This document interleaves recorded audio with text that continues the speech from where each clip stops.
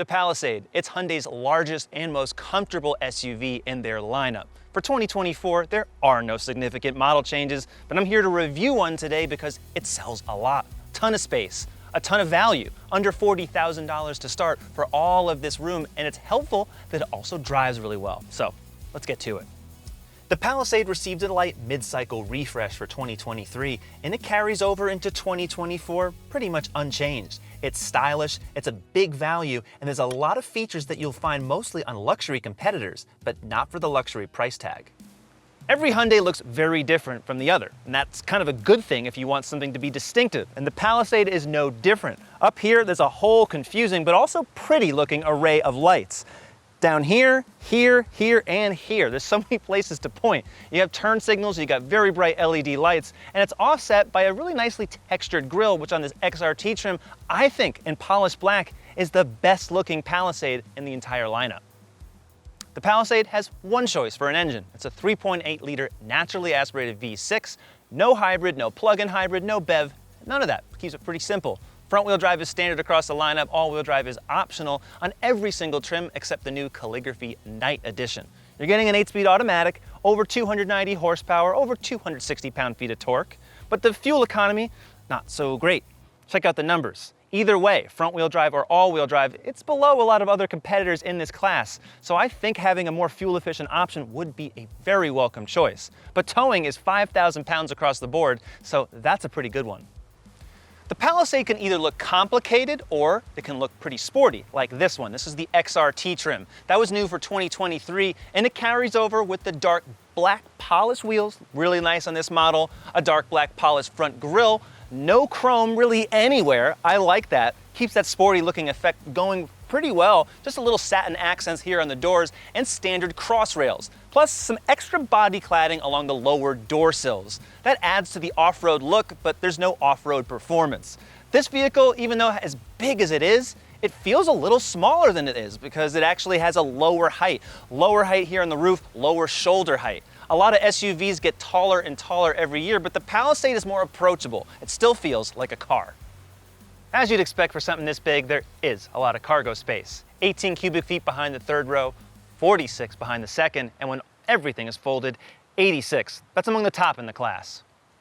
Standard for 2024, 3-zone climate control. There's now ambient lighting available on the limited trim. It wasn't there before, and there's now side window shades in the back on XRT models and above. That's the only 2024 changes. The Palisade has a practical interior. There's a lot of buttons, shortcuts, climate control and driving modes are right front and center. It's also just very comfortable. It's roomy and everything's really easy to use. You're gonna find driving one of these, no matter which trim you buy, should just be easy. I like the Palisade because these seats are very comfortable and the materials are generally good, but it's definitely a step down versus the Calligraphy I tested last time, which makes sense, it costs less, but up close, a lot of these plastics don't really feel as good as they might look. The captain's chairs in the second row are just as comfortable as they are in the front. The top trims get heated and ventilated seats, but there's standard 3-row climate and nice armrests that ratchet in the exact position they lock here. Tons of cup holders, USBs in the front seats. It's nice back here even without the panoramic moonroof. It's very, very roomy. Egress into the third row, pretty easy for an adult. And the legroom, as long as this seat is up a little bit more, isn't that bad, but the width is really not good. You could supposedly fit 3, but this is really just 2 small kids for short distances. Every Palisade comes with a 12.3-inch touchscreen. There's no wireless connections for your smartphone, so you'll have to plug in for Apple CarPlay and Android Auto, but navigation comes standard. That's a really nice bonus. And unlike some competitors, there's no active subscription required. All of the data here comes from HD radio. So if you look here, you'll find information on radar and traffic. That's nice, but the data isn't quite as accurate as other subscription services, but you don't have to pay for it. Other nice features, all of the menus are just really well organized. It's so easy to go in here, see exactly what you're selecting, and it describes it, so you're not gonna need to look up an owner's manual or anything on your phone. And if you are on your phone, you can use it as a key. There's a lot of standard driving systems. For example, highway driving assist, it's semi-automated. It is not a hands-off system, so don't try to use it that way. A driver attention warning does come as standard. There's also safe exit assist, which if you use that, it will keep those rear doors locked so you don't hit anything like a bike when you're getting out of the vehicle.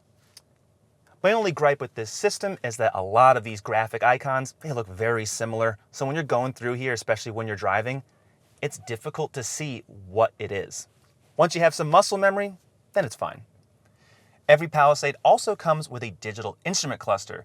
And I thought this was just one view, but these are all the views you get. It's just different colors. And you get this kind of 1980s alarm clock look. This would not be my choice because upper trims of the Palisade have very nice looking analog gauges. They're all digital, but there's a lot more customization you can use. However, you can still see a lot of information at a glance. The only issue here is it's a lot of wasted space. You can only see it here in the center, as opposed to, well, the entire screen. There's no full screen maps or full screen driver assists. On the highway, the Palisade reminds me why I might take this on the Palisades Parkway, which I'm not. I'm in Massachusetts. But high speed, nice gentle cruising. A big SUV like this just rides really nice. It's comfortable, it's very quiet. That whistling you hear is not 3.8 liter V6 engine that is standard on every Palisade. It's the roof rails, the crossbars, that come standard on the XRT. This is supposed to be the more rugged, slightly off-road friendly trim. Of course, with any car, when you have cross rails, yes, it adds a lot more noise if you're not carrying anything up there. But other than those rails, this is a quiet, comfortable car. It is. The XRT is not even the top trims. It is several rungs below, so it's not quite as nice inside here, but you still get the very comfortable seats. And the V6 engine is pretty good. Is it the best out there? No. But it's not that loud. There's paddle shifters here, 8-speed automatic that is decently responsive. I like the paddle shifters specifically because it's just more control. And the engine sound is actually better than I remember. Hyundai's V6 engines and their naturally aspirated 4 cylinders, not really the best in terms of vibration and harshness. But in this Palisade, it's pretty good. For a big SUV, the handling's actually pretty good. It doesn't roll that much. It's a lot of nice compliance and the springs and the dampers. It's kind of a best of all worlds approach. And that's taken Hyundai the better part of, 20 years to perfect suspensions. Have they got it all perfectly right?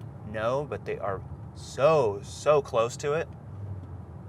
And this Palisade, which does not have any fancy adaptive dampers, there's no air suspension, anything like that that you'll find on the actual luxury SUVs.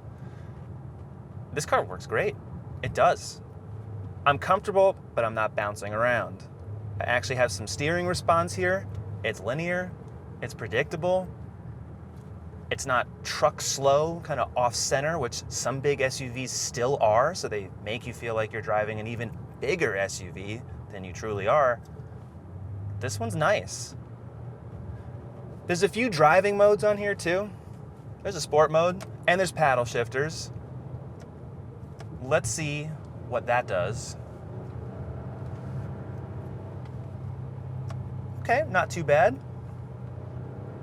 I'm still very aware that I'm riding up high, so my head's kind of bobbing around a little bit. If you drive a car like the Highlander XSE, that's with the Sport Tune dampers, that one is a little bit better. I wish Hyundai would have a sportier tune because this XRT has the looks, but it's not really configured. It's not really configured at all for more sporty performance driving, which in this segment, believe it or not, 3-row family SUVs, there are some drivers that do want that, and there's the trims for them. If Toyota's done it, I think Hyundai could. I really do. They could have an N-line version of the Palisade. Maybe that's next on the product lineup. I don't know, but it would be nice. Response is good too from this V6. You get it in the right gear, especially with these paddle shifters, it moves. If you're not, say you go back to comfort, switch back to drive, you really have to dig into the gas pedal to get that response. So if you're just kind of loafing around, it's fine, but definitely get it in the right gear if you're trying to merge onto a highway, or if you've dropped all the kids off and want to have some fun on a back road for a little bit safely. That's what you need. On this broken section of road too, the suspension really just swallows everything. It's great. There's very little tire noise. Yeah, this is really good.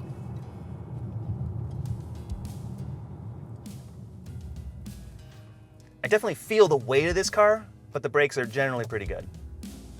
The 2024 Hyundai Palisade starts at $36,400. That is a great point of entry for a mid-size 3-row SUV, but you're not gonna get power seats, leather, heated seats, a lot of other features that you'd really want. The XRT is really your best bet, and this one is $45,100 with destination. There are many, many competitors. Toyota, Nissan, Honda, you could just keep going on and on. It's a very crowded segment, but the Palisade offers a lot. The Palisade is still one of our favorite mid-size 3-row SUVs, for good reason. Offers a lot of space, power, utility, and comfort, and the technology if you want to pay for it in the over $50,000 bracket. But this one in the mid-40s and XRT trim, this is definitely the core spot. And at under 40 grand to start, there's not a lot of big SUVs like this that are even in that category. Plus, with the long warranty, well, it's kind of hard to beat, but what do you think? Go to CarGurus.com, let us know, read our reviews, see our comparison test videos. We got a lot more of those coming up, and subscribe. We will see you next time.